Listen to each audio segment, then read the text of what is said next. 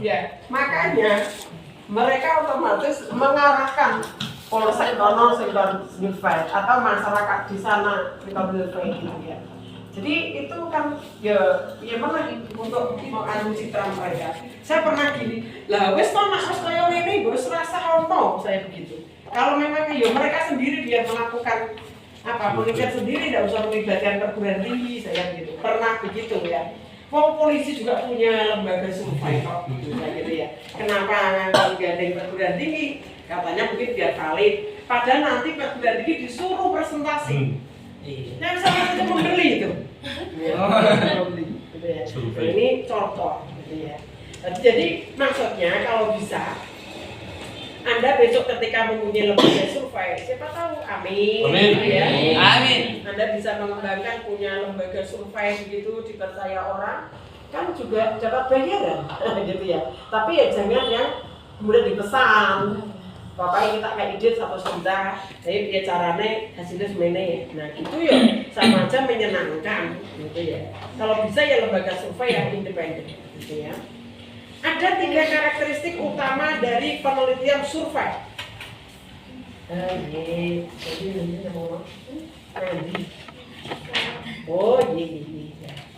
Ada 3 karakteristik utama. Iya, Cak Bagus, dilanjutkan.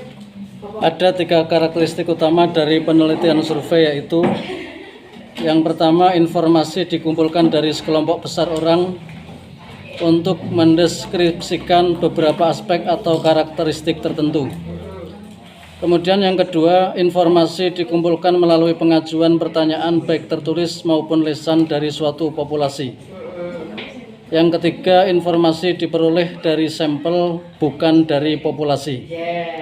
Jadi penelitian survei walaupun ribuan, survei itu biasanya tidak kecil, namanya saja penelitian survei pasti banyak, gitu ya. Jadi misal kalau untuk mengetahui pemimpin nasional misalnya, itu kan jutaan ya, maka biasa bagaimana? Oh tinggal pakai Google Form ya, itu langsung disebarkan diisi. Nah, maka di situ biasanya, tetapi tidak populasi. Misal populasi 1 juta ya tidak 1 juta diteliti semua. Pasti hanya sampel. Sampel yang akurat adalah 25%. Berarti 1 orang mewakili 4 orang, itu sudah mewakili. Kalau pengen bagus, ya separuh. Jadi misal 1 juta, maka yang Anda pilih adalah 500.000 untuk disampel, untuk dijadikan responden atau penelitiannya, objek penelitiannya. Terus, Mas, sampingnya. Mas, penelitian survei dapat dilakukan secara pribadi ataupun kelompok. Penelitian survei bukan hanya dimaksud untuk mengetahui status gejala, tetapi juga bermaksud menentukan kesamaan status dengan cara membandingkan dengan standar yang sudah dipilih atau ditentukan. Di samping itu, juga untuk membuktikan atau membenarkan suatu hipotesis. Ada misal satu contoh begini, ada semacam pendapat umum bahwa orang Indonesia adalah orang yang ramah tamah, orang yang menghormati, orang yang sopan santun, orang yang religius. Nah, itu kan karakteristik kita. Religius, sopan santun, ramah tamah, menghormati orang. Tapi kemudian ternyata Anda setelah penelitian survei itu tidak terjadi. Ternyata kok orang. Nah, bisa gitu ya. Ya, maka ini berarti dari sampel itu bisa dijadikan pedoman bahwa hipotesisnya itu adalah tidak terbukti. Atau sebaliknya, berdasarkan penelitian survei, oh berarti hipotesisnya tentang orang Indonesia adalah religius, ya, ramah tamah dan sebagainya terbukti. Yang tidak terbukti misal bagaimana? Nah, ini PSHT kalau belajar mesti dogelut sampai mematikan jalan macet taman siswa, ya, perguruan taman siswa dibalangi watu botol dan sebagainya. Hanya gara-gara apa? Ejek mengejek, Bu. Ya, ejek mengejek, gampang tersulut. Berarti tidak lagi ramah tamah, tidak lagi sopan santun. Begitu ada ejekan sedikit, langsung dianiaya, bales geli. Terus, nah maka berarti sekarang bangsa Indonesia sudah tidak gampang tersulut emosi. Kenapa kira-kira? Nah itu nanti tugas negara salah satunya. Ngopo rakyat itu kok gampang emosi? Karena salah satunya pengangguran terjadi di mana? Gabut. Maka Malaysia itu mempunyai slogan begini. Maka Malaysia mempunyai slogan begini, rakyat jangan sampai lapar. Karena kalau lapar, maka menyulut revolusi. Maka piye caranya rakyatku orang lapar. Orang lapar itu kan pasti kan menghalalkan segala cara. Lalu saya saja ketika ibadah haji bilang Mas, hanya kan selama 2 jam itu tidak ada asupan makanan. Wedang-wedang sudah beri kabeh. Akhirnya ada yang membagi makanan kulit royok. Kalau itu tidak ada bedanya antara yang profesor dan tidak ada bedanya. Iya, antara yang yang kaya dan yang tidak kaya. Semua berebut makanan. Ya Allah. Gitu ya. Nah, itu adalah naluri manusia untuk berebut itu makanan. Maka ketika lapar itu pasti akan piye caranya kentok makanan. Ulo kae nek warak napa? Turu. Ulo warak meneng. Jadi lapar duit samanya ngecaplok kabeh. Nah, seperti itu. Maka Malaysia itu Perdana Menterinya pokoknya mendoktrin rakyat Malaysia jangan sampai lapar. Kalau lapar nanti akan timbul revolusi. Nah, revolusi pas yang hutang darah itu pokoknya mahal. Chaos. Jika terjadi revolusi. Indonesia masalah kakean penduduk. Malaysia itu penduduknya hanya 30 juta. Susah. 30 juta. 30 juta itu ya oke, biayanya itu hanya berapa kabupaten? Ya, di provinsi Jawa Tengah itu ya sama Yunda. Di Kabupaten Semarang itu dulu 1 juta. Sekarang sudah 1 juta lebih. Berarti ya kalau di Jawa Tengah mungkin ya hampir 50 juta katakanlah ya. 50 juta Jawa Tengah. Kan penduduk Indonesia berapa? 300 juta. Ya 300 juta katakanlah ya. 289 sekian. Nah, itu terdiri dari berapa provinsi kan gitu. Lah Jawa Tengah itu menyumbang padat juga. Nah, itu ya.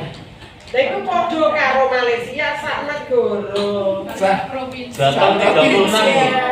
Jatah 36 juta. Nah, 36 juta. Makanya, ya gampang lah ngurus sak negara ning kono. Karena di data langsung iki si A, si B, si mulai rono ketok ini datanya ya. Ini wah kesana. Beri istri lebih dari satu aja kelihatan. Kalau tempat kita enggak kelihatan. Beri istri 4 nih raketok. Ya raketing. Kono. Ada beberapa macam yang termasuk penelitian survei. Ayo sekarang dibaca. Ada beberapa macam yang termasuk penelitian survei yaitu 1. School survey yang bertujuan meningkatkan efisiensi dan efektivitas pendidikan. 2. Job analysis yang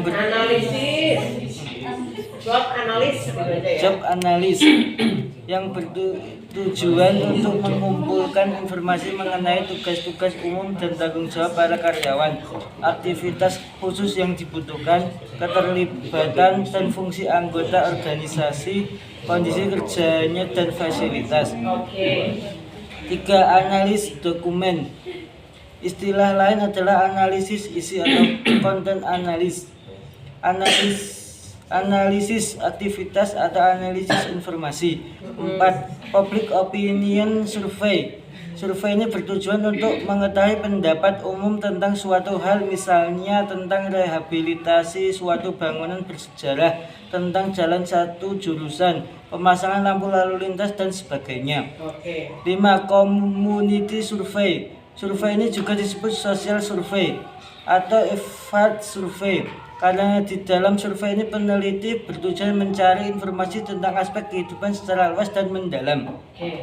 Terus ke belakangnya sekarang, biar nanti bidan menjelaskannya sekalian. Dalam membuat pertanyaan untuk penelitian survei, seorang peneliti perlu memperhatikan hal-hal sebagai berikut. Hindari penggunaan jargon, contoh sosialisasi demokrasi, kata-kata slang, contoh gaptek, cupu, GJ, dan penggunaan singkatan. 2. Hindari ambiguitas atau pertanyaan-pertanyaan yang membingungkan dan pertanyaan yang kabur. 3. Hindari bahasa yang emosional dan bias prestis atau gelar A, digunakan bahasa yang netral. 4. Hindari pertanyaan yang di dalam satu kalimat terdapat dua pertanyaan sekaligus, double barrel. 5.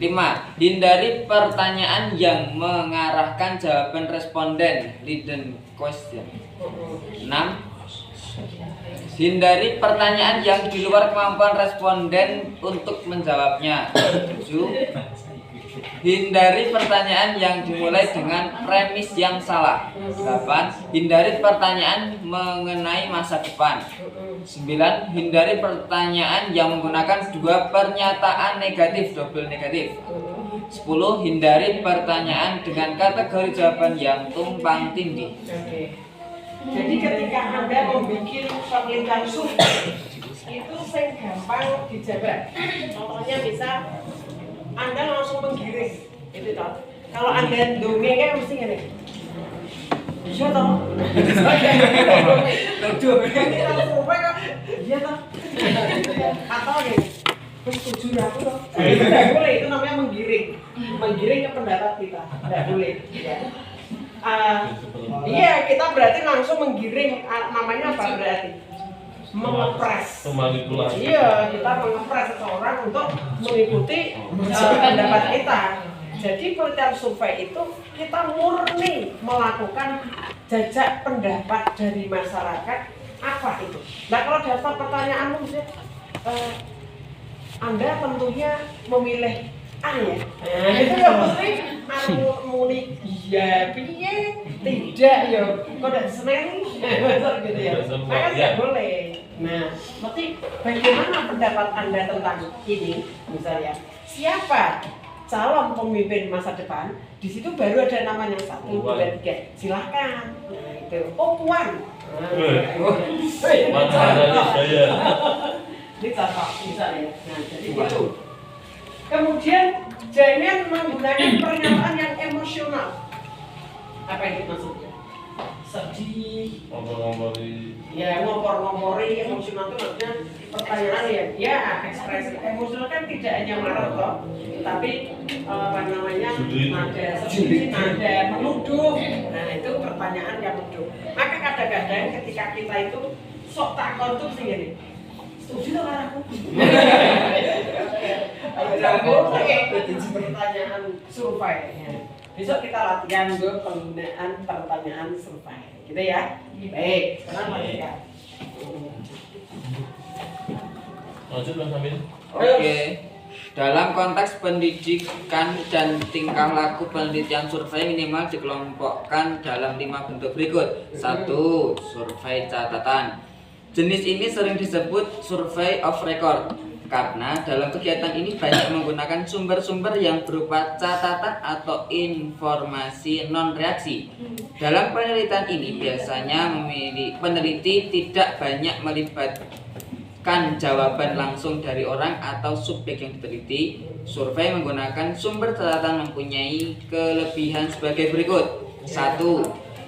Catatan merupakan sumber informasi yang tidak bereaksi terhadap perlakuan yang diterima yang berasal dari para peneliti. 2. Sumber-sumber yang ada murah, tidak berpindah tempat, sehingga lebih cepat diakses. 3. Jika dicatat tepat dan up to date, jika catatan tepat dan up to date, maka dapat menjadi acuan perbandingan yang sangat baik. Di samping kelebihan seperti di atas, survei menggunakan sumber catatan memiliki beberapa kelemahan. 1. Penelitian terhalang dengan sumber catatan yang memiliki sifat konfidensial atau rahasia negara, kelompok, atau mungkin juga pribadi. 2. Sumber-sumber catatan mungkin sekali tidak lengkap, tidak tepat, dan absolut atau kadaluarsa. 3. Adanya aturan untuk usia suatu catatan dapat diketahui publik sering membuat perbandingan tidak valid. Misalnya, catatan Hague Script negara. Biasanya setelah 30 tahun rahasia itu dapat dibuka untuk diketahui publik. 4. Catatan dapat menyebabkan salah persepsi jika peneliti tidak dapat menerangkan bagaimana catatan dikumpulkan dan diadministrasi. 5. Catatan biasanya hanya berupa informasi faktual yang masih memerlukan kajian lebih lanjut guna mencapai kebermaknaannya. Oke, ini yang berupa catatan ya, survei.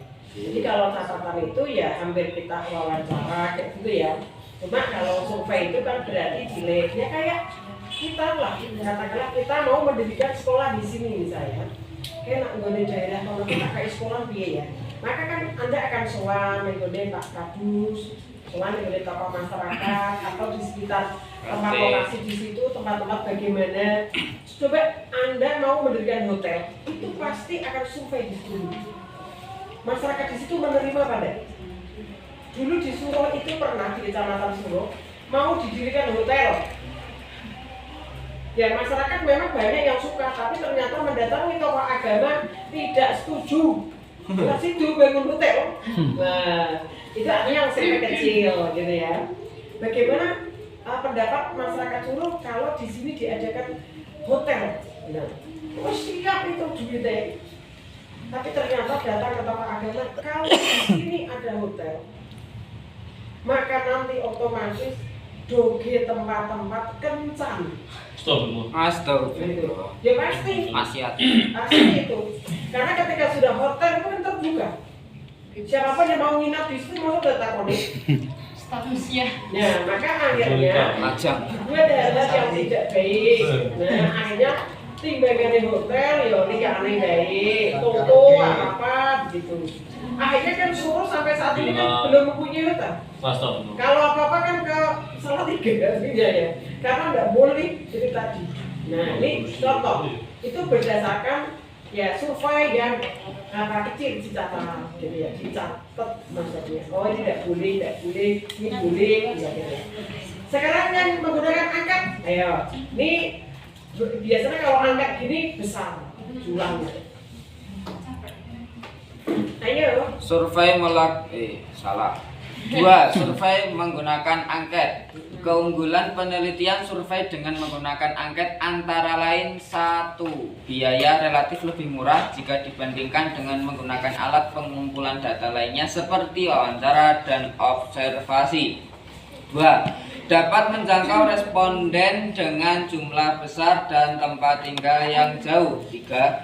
Dapat direncanakan dengan penampilan angket yang bagus, sederhana, dan menarik. 4. Dapat diadministrasi dengan lebih mudah.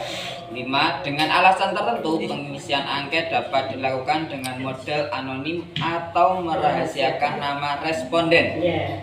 Kelemahan-kelemahan survei dengan menggunakan angket antara lain 1. Kemungkinan terjadi tingkat pengembalian responden rendah. Ini terjadi jika responden memiliki tingkat pendidikan rendah atau banyak melibatkan orang-orang tua. 2. Tidak ada kepastian bahwa pertanyaan dalam angket diketahui maksudnya oleh responden. 3. Tidak ada kepastian bahwa yang menjawab adalah responden yang dimaksud oleh peneliti. Misal Anda mau meneliti tentang katakanlah karakteristik masyarakat pedesaan di desa mana ya yang di sini unik itu mana kalau bilang? Yang unik Bandung kan unik ya? Bandungan. Ya. unik. Ya, unik misalnya. Itu yang di sana itu mana? Kaliangkrek. Kaliangkrek. Kaliangkrek. Ingin meneliti karakteristik masyarakat pedesaan di Kaliangkrek. Di sana ada sesuatu apa? Gitu ya. Maka kemudian Anda gawe angket.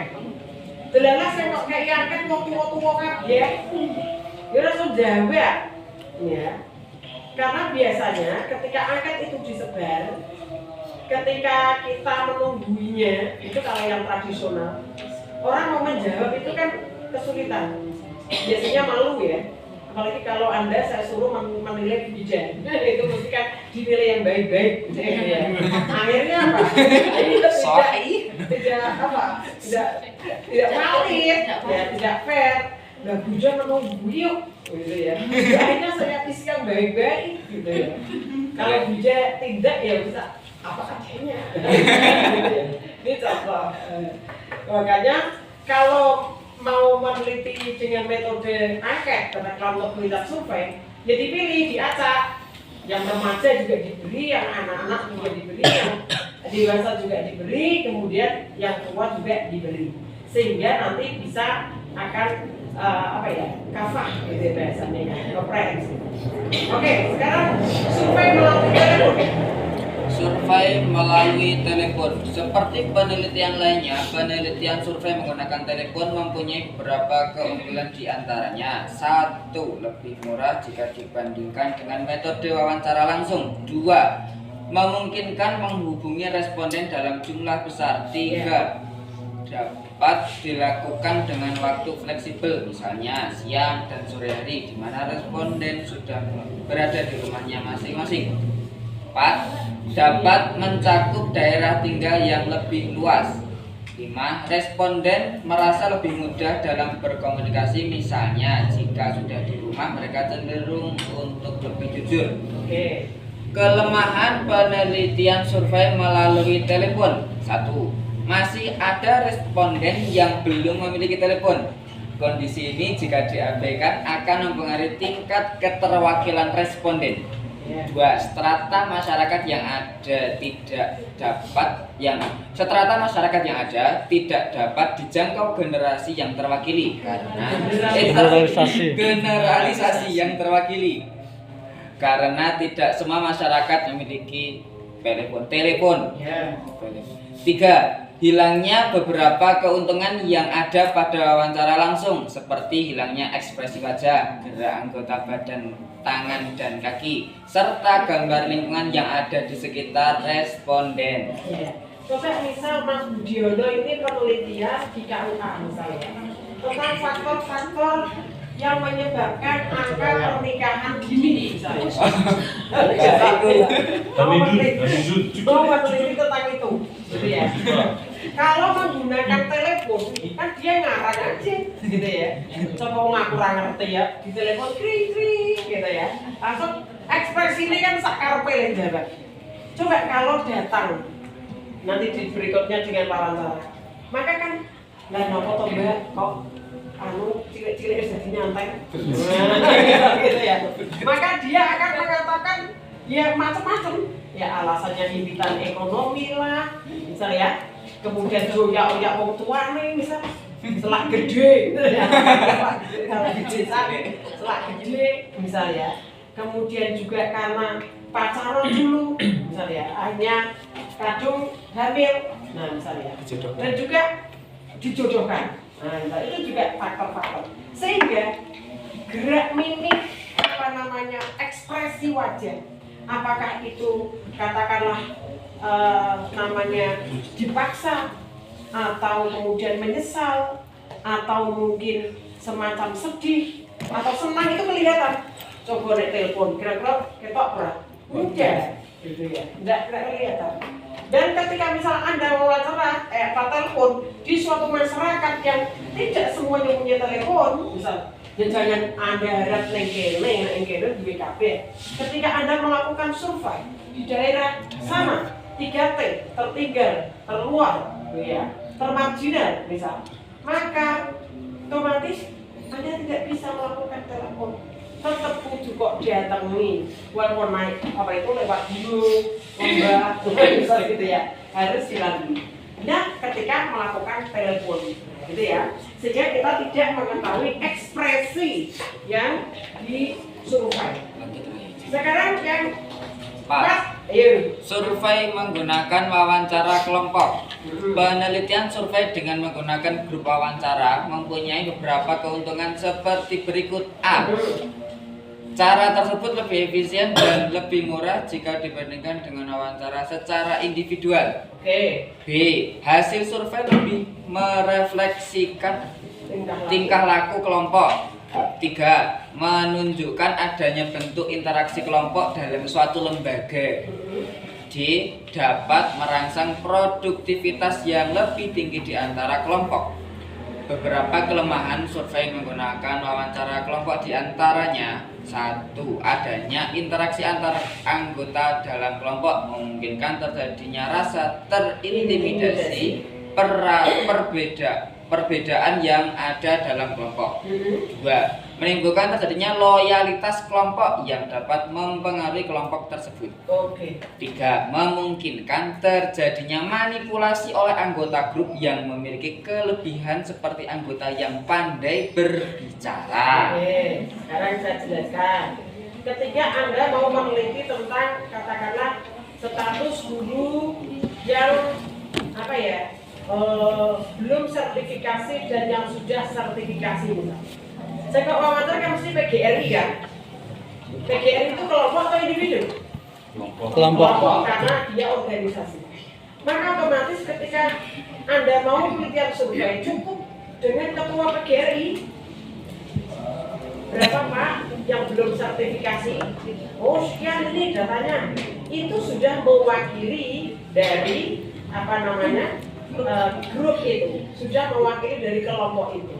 Tetapi biasanya ada kerikil-kerikil di dalam kelompok itu yang belum terekspos. Apa itu? Ada banyak pendapat individu. Bagaimana misal persepsi guru ketika sertifikasi mau dihapus? Nah, mungkin ketua PGRI enggak apa-apa dihapus. Nah kayak gitu. Kadang ketua sekretaris bendaharanya enggak apa-apa walaupun itu sudah mewakili. Ya kan senam kelompok. Tapi ternyata masih ada ribuan orang yang tidak setuju ketika sertifikasi itu dihapus. Nah, sama ketika bagaimana pemberlakuan kurikulum merdeka bagi sekolah-sekolah yang favorit, yang katakanlah duit oke, melaksanakan kurikulum merdeka oke saja, gitu ya. Tapi bagaimana yang sekolah kecil bingung? Usul kurikulum piye kurikulum merdeka ini kan gitu. Yang besar workshop udah narasumber buat dokumen meeting nyoh jadi. Sementara bagaimana sekolah yang kecil? Cara jadi adilnya kancane orang itu gitu ya. Ini contoh ya, makanya itu kalau survei yang kelompok. Nah, sekarang yang terakhir survei melakukan wawancara individual. Ya.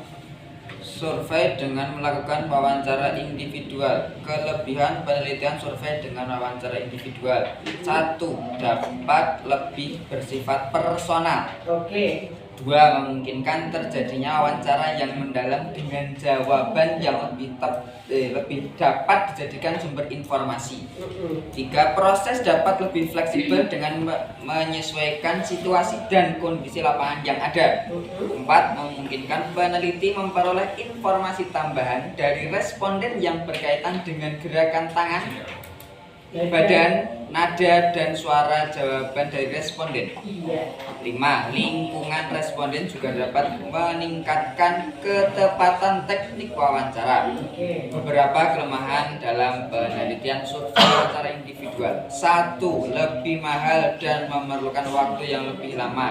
memungkinkan terjadinya intimidasi ketika wawancara. 2. Terjadinya manipulasi secara terang-terangan dari pewawancara. 3. Memungkinkan terjadinya konflik pribadi. 4. Memerlukan keterampilan wawancara. 5. Mungkin sulit menyimpulkan hasil temuan wawancara. Iya. Dari kelima itu tadi, kira-kira yang paling aman untuk apa? Penelitian survei apa? Oh, ini. Jangan bersedih. Ya, ini selesai dulu. Oh, gitu. Jadi dari beberapa survei, dari beberapa metode penelitian survei, yang paling gampang ditentukan apa? Yang paling gampang dilakukan? Sasarannya Angket. Dengan menggunakan angket, tetapi dengan melibatkan semua elemen dilibatkan. Berarti bawa sampel acak random. Nah itu ya. Jadi misal tadi dalam sebuah masyarakat kan ada tua, ada dewasa, ada remaja, ada anak-anak. Nah, semua dilibatkan. Jadi, maka lembaga-lembaga survei itu pasti menggunakan angket. Gitu ya. Itu menggunakan angket. Boleh wawancara, tetapi itu untuk memperkuat dari angket. Ya, jadi 5 metode itu dipakai semua. Tetapi misal mau meneliti tentang itu tadi kesiapan sekolah untuk menerima kurikulum merdeka. Itu jangan diabaikan bahwa untuk menerapkan kurikulum merdeka itu wes survei sih. Ya, ujung tidak dilakukan tidak. Sama ketika dulu ada undang-undang guru dan dosen di mana tahun sekian itu mau diberlakukan bahwa semua guru akan menerima tunjangan sertifikasi. Itu disosialisasikan piye negara siap radite dan sebagainya. Maka kemudian kan disurvei. Nah, survei itu yang mudah aman adalah menggunakan angket. Tetapi kemudian ditambah diperkuat kelompok misalnya PGRI, misalnya orang per orang ya, di tokoh-tokoh masyarakat itu ya, tokoh-tokoh pendidikan itu diwawancarai. Bagaimana ketika ada ini. Nah, semua yang setuju, tapi ada juga yang tidak setuju. Nah, kan gitu. Inilah ketidaksetujuan ini bisa menjadi pelengkap juga. Misal wawancara pribadi dengan tokoh-tokoh masyarakat, atau dengan guru langsung, atau dengan pejabat negara misal. Duitnya dari mana ketika kita mau memberikan tunjangan sertifikasi? Misal. Duitnya yen ono.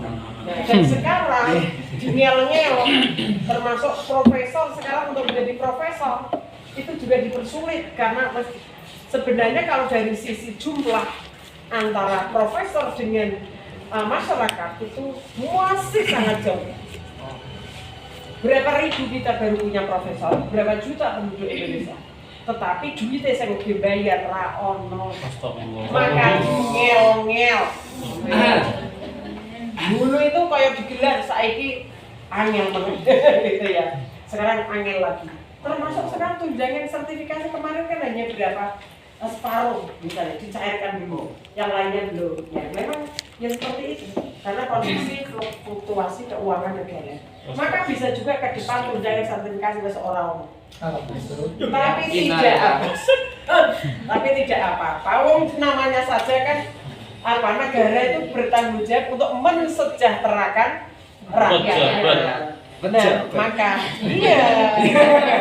Jangan sekarang ya. Bisa diwakili oleh rakyat aman. Itu salah satu tanggung jawab. Baik, begitu ya. Nah, di kuliah kita penelitian survei. Jadi penelitian survei adalah, ayo ngomong disimpulkan dong. Ya, mengumpulkan pendapat-pendapat dari Penelitian survei sasaran-sasaran. adalah penelitian yang bertujuan untuk mengungkapkan opini, untuk menggiring opini sebagai studi pendahuluan. Itu namanya penelitian survei. Minta tolong julang Bu, kesimpulannya Bu. Sekedar Bu. Penelitian survei adalah penelitian yang digunakan untuk menggiring opini sebagai sebuah studi pendahuluan. Itu namanya penelitian survei. Studi apa? Keseluruhannya. Ya. Studi apa?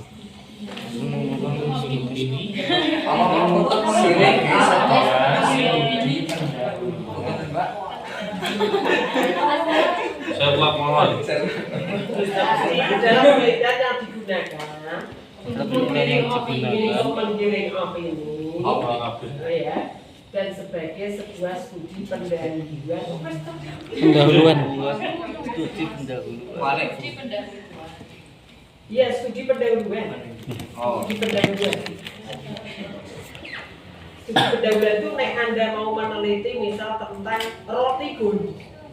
Anda minimal kan wis ngerti toh. Oh, bentuknya roti gul kuwi. Nah, gitu lah ya. Oh, orang makan di sini tuh ternyata do seneng roti gul. Nah, itu berarti Anda kan mesti meneliti survei sih. Maka itu kok narasi di latar belakang masalah berdasarkan. Nah, misalnya kayak gitu ya. Penelitian survei yang sudah dilakukan oleh peneliti, maka masyarakat di Kabupaten Magelang itu lulusan SD, gitu ya. Itu kan kemudian G acuan untuk mendirikan sekolah SMA, misalnya kayak gitu ya. Benjo sekolah SMA. Iya. Jadi ketika kita itu mau mendirikan SMA di sana itu sudah survei dulu, gitu ya. Tidak waton langsung ngebikin, biasanya sudah ada survei. Tanya-tanya.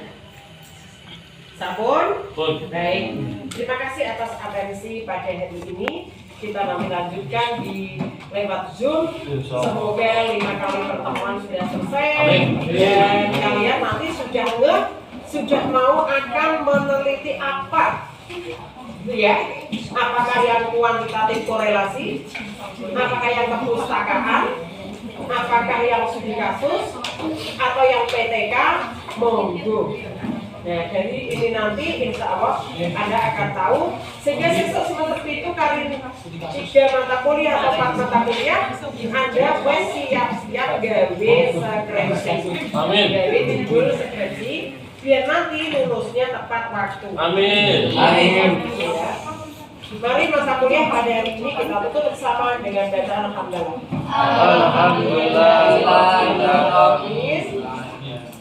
Wassalamualaikum warahmatullahi wabarakatuh.